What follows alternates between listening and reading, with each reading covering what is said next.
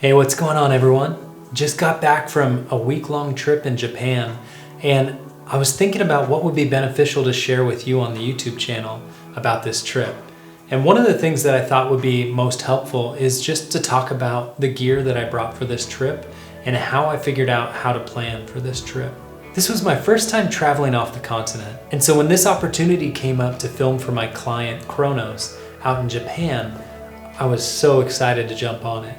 But the biggest challenge for me is I love to film with a lot of camera equipment, and I have a pretty big camera, the Sony FS5, that I shoot with a Shogun Inferno on top. That's not a small setup at all, and usually I'll have a video tripod, potentially a slider, some lighting, and a bunch of different components that just doesn't make sense to travel with long distance, especially on an airplane. I ended up bringing 3 bags. One suitcase with just clothes and a few other things like a Japanese power adapter, a power strip, a microphone, mic cable, a couple of those kind of things that we could just keep in the bag with my clothes. And then I brought this Zhiyun Crane 2, and it came in this nice case, which I was able to test out for a full week. To be able to carry that around and not have to worry about breaking the gimbal was great. Everything else I was able to pack in this trusty Lowepro bag that I just purchased before the trip. So this bag's compartment is located in your back, so you don't have to worry about people breaking into it or stealing anything when you're on the go, which I really like. Let's start out with the main camera that I brought for this trip, and that is the Sony a7S II. Now, since I mostly film on a Sony FS5, being able to still shoot Sony in that S-Log3 format, but still have some of those versatility things of a smaller camera was the main reason I decided to bring this camera. Because I wanted to be able to also film a lot of landscape and a lot of outdoor things on the go, what I ended up bringing as my main lens is this G Master 16-35 Sony lens. And this was overall my main lens and camera for the whole trip. I also brought one more camera body, the Canon 5D Mark III, just in case I either wanted to use it for some photos or if the other camera failed, I wanted to have something that would back it up. So I brought 2 other lenses, the Sigma 50mm art lens and the Canon 100mm macro lens. Between those 3 lenses, it would give me a lot of versatility in what I could do. Now those lenses are actually EF Canon mounts, and so I also needed to have a Metabones adapter for the Sony to be able to use them. For some shots where I wanted to get a little more shallow depth of field, or I wanted to get a little tighter into my subjects, it was really great to have those other lenses with me. I brought intervalometers for both of my cameras, and these are what I use to be able to do time lapses. And I brought a neutral density filter for my Canon lenses, as well as a neutral density filter for my Sony lens. And finally, I had this Rode VideoMic Pro, and this was gonna be my main audio for the trip. I was just gonna have it on the camera and walk around with it so that I could be getting good B-roll audio, as well as do some interview stuff on the fly. In this front compartment, I've got a bunch of memory cards in these hardshell Pelican cases. Let's see, got a charger for my camera battery chargers, a little cleaning cloth, a couple different battery chargers, and assortment of different batteries. I also had the little Peak Design capture clip that we did a video about a few weeks back. Now obviously when you're out shooting on the go, you need a lot of different batteries. So I made sure that I brought a bunch of batteries to make sure that I was protected. Now this bag specifically has this big open compartment in the top.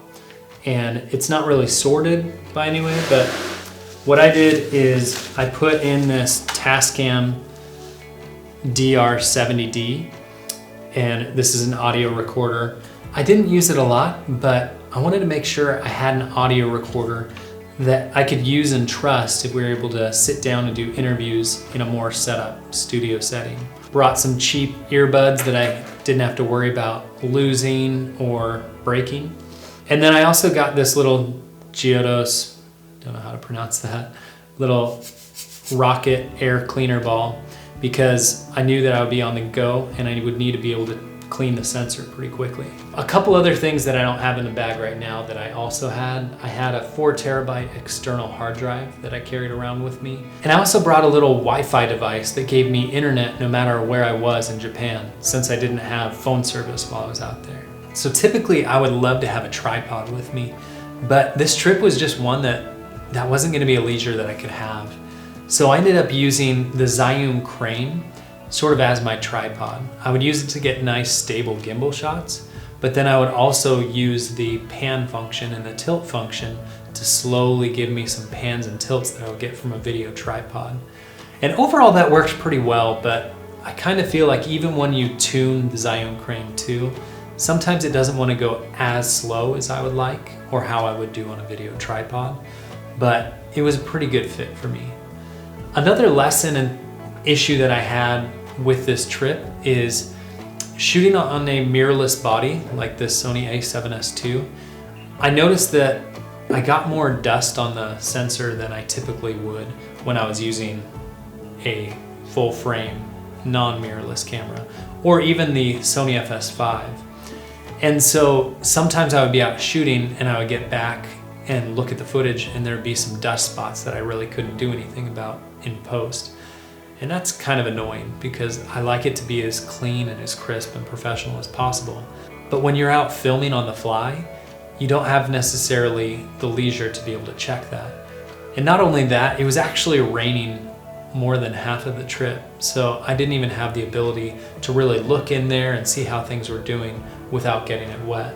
And so that was a big challenge. One of the things I loved about this trip is not only the culture and the experiences that I got to experience, but it also pushed me to be able to create without my normal gear. I'm one of those people who has the tendency to rely more on the equipment than on my own skill and my own creativity. And so having just one camera and basically one main lens that I was using, it pushed my creativity, and I had to make decisions on how to use the camera more effectively to tell the stories that I was trying to tell. And we also didn't fully know exactly all the stories that we were going to be telling for this week. So we kind of took it as it came and tried to film as much stuff as we could. Being able to have a small kit really is beneficial when you're going to be running all over the place. Just being able to have 2 bags to walk around with and have one camera just hanging off my shoulder on the Peak Design clip, or just have it easily in the bag so I could pop it out quickly when it was raining. It really helped me to be able to film all sorts of things even when something came up really quickly. Another reason that having the a7S II rather than a Sony FS5 camera was a huge benefit to me out there was the fact that I already stood out as a tall white American walking around Japan. I didn't want people to focus at me even more, especially when you see the size of the camera that I normally film with. Even in the United States, all the time I have people asking me, what are you filming? Why are you here? And oftentimes get kicked out of places where I'm just filming something for fun, not necessarily filming it for a client. So looking like a tourist is a much better thing than looking like a production company and being asked what you're doing all over the place. Probably the number one thing that I missed on this trip was just having a tripod. I still need to find a smaller tripod that folds down and is more lightweight so that I can travel with it and be able to use it wherever I am without feeling like it's a burden carrying it around. But just having a tripod, specifically a video tripod, would have been super helpful for me out there. But other than that, I felt like this kit was really helpful. And so when you're trying to decide what to bring on your trip, always try to pare it down. Even if it's less equipment than you normally use a little bit less to make you be more creative and also not have to worry about having more equipment to set up or to carry with you. I hope this video was at least a little helpful for you as you could see inside my bag what I brought to Japan. And as you plan your own trips internationally, to give you some insight on what to bring and what not to bring. Thanks so much for watching this video, and we'll see you next time.